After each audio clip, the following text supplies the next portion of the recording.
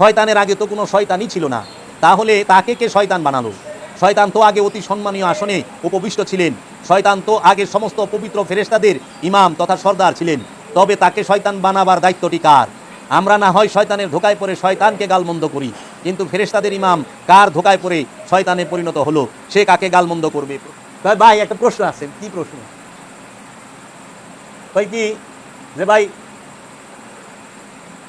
আল্লাহ রাব্বুল আলামিন আমাকে বানাইলো, বানায় আমাকে মধ্যে শয়তান দিল, আমরা নয় পাপ কর্ম করি শয়তানের ধোকায় পড়া, কিন্তু শয়তান যে আদমরে সেজদা দিল না, এই শয়তান রে এই কুকুর দুইটা কেরা দিল যে তুই সেজদা দিস না, এই বিষয়টা কোন তো?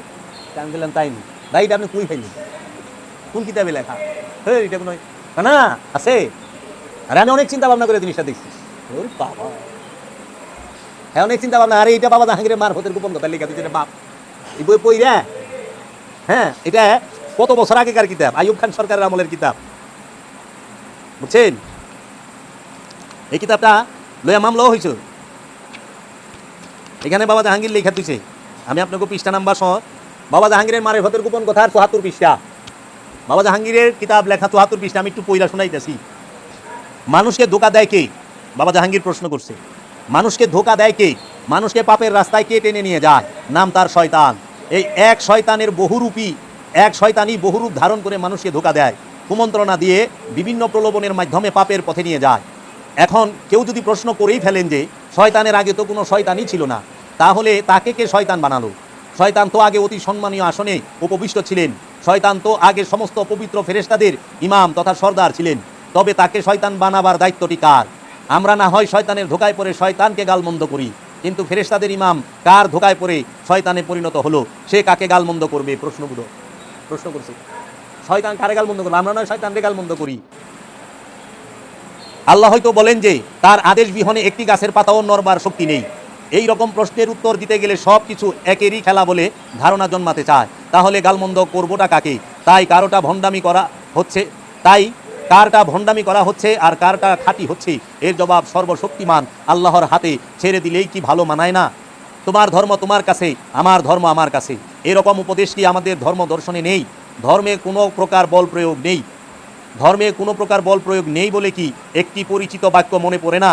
জোর করে মুসলমান বানাও নতবা হত্যা করো, এই রকম কোনো একটি বাক্য যদি ইসলামে থাকতো, তবে সেই দিনের পরিচিত পৃথিবীতে একটিও ভিন্ন ধর্মের মানুষকে ভর্তা বানিয়ে খাবার মতো পাওয়া যেত না।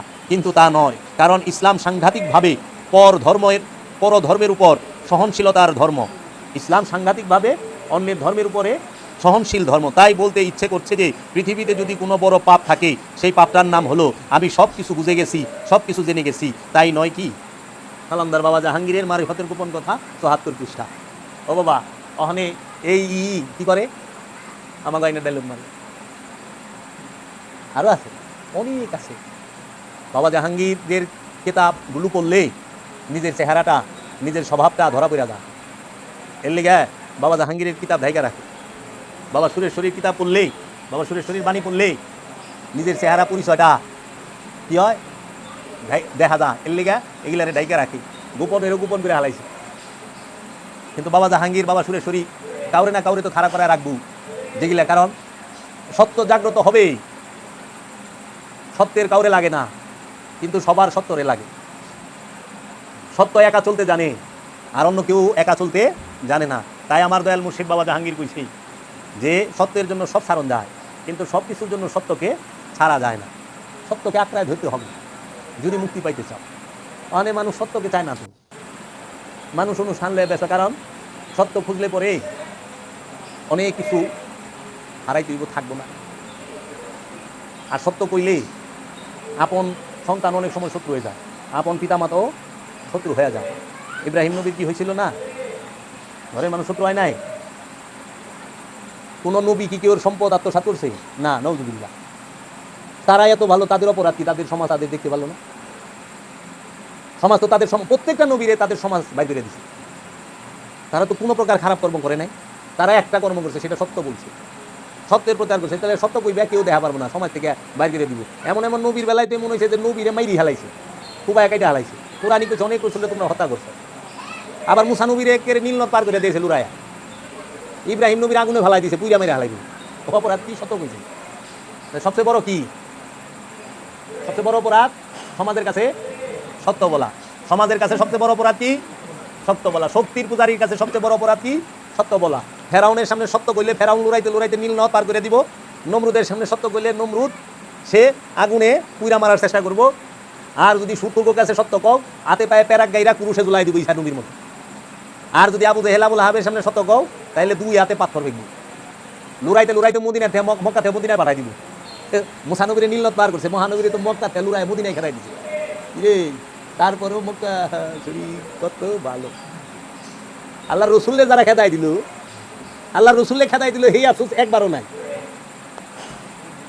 হ্যাঁ, যেন থেকে রসুল্লে তারা দিছে ওই জায়গায় যাবো, তো দোষী নেই আমার রসুল যেখানে স্থান পায় নাই, আমার রসুলের বাড়িঘর যারা দখল করে লিছে যাই কেন? রসুল আবার এই জায়গা বিজয় করছে, নাহলে জীবনও মুসলমান যাইত না। কারণ মুসলমান ভালোবাসে রসুল রে, পাথর রে না।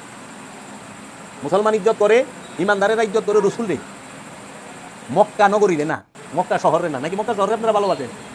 মক্কা শহর মর্যাদা হয়েছে রসুলের লেগা। রসুল না আইলে মক্কা মর্যাদা হইতো না। রসুল যেখানে যাইব ওই জায়গায় মর্যাদা বা রসুল যেখানে যায় দাঁড়াইব। রসুল মদিনা শরীফে যায় শুইছে, সোনার মদিনা হয়ে গেছে। রসুল হেরা পর্বতে যায় বইছে, হেরা পর্বত হয়ে গেছে। রসুল মক্কায় যায় হাত রাখছে, মক্কা মর্যাদাবান হয়ে গেছে। রসুল আবে জমজমের পানি খাড়ায় খাইছে, জগতের মাসের লেগে খাড়ায় খাওয়া হয়ে গেছে। তো রসুল মেরাজে গেছে, জগতের মানুষ মেরাজে যাওয়ার জন্য দেওয়ানো হয়ে গেছে ইমানদারেরা। রসুলের দাম, রসুলের লেগে সবার দাম, যে অন্য কিছুর লেগে দাম। রসুল যাহা দিছে ওইটারই দাম। রসুল কোরআন দেখে দিছে দেখে কোরআনের দাম, রসুল কিতাব দিছে দেখে কিতাবের দাম, রসুল হাদিস দিছে দেখে হাদিসের দাম, রসুল আবাদত করতে বলছে দেখে আবাদতের দাম। বিষয়গুলো বুঝতে হবে।